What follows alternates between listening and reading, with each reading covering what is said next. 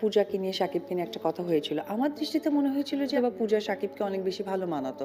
কিন্তু কোনো একটা সিন্ডিকেটের জায়গা থেকে একটা মিথ্যে কিছু ছড়িয়ে তাদের কিন্তু সুন্দর কাজগুলোকে একটু হলেও আ পিছিয়ে ফেলেছে। अखियां नु रहन दे।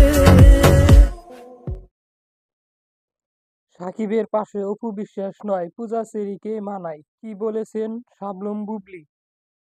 বুবলী নয়, সাকিবের পাশে পূজা চেরিকেই মানায়, যে কথাটি এবার প্রকাশ্যে বললেন ঢালিউড কুইন অপু বিশ্বাস। তার মতে, ঢালিউড ইন্ডাস্ট্রির সুমন ধরে রাখার জন্যই হলেও সাকিবের পাশে একজন ব্যক্তিত্ব সম্মানী নায়িকা আনতে দরকার, যা তিনি খুঁজে আনতে পেয়েছিলেন পূজা চেরির মধ্যে।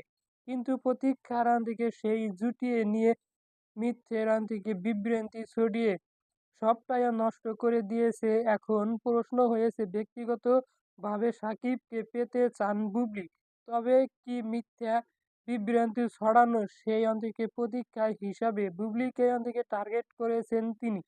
সেটাই এবার মূল প্রশ্ন হয়ে দাঁড়িয়েছে।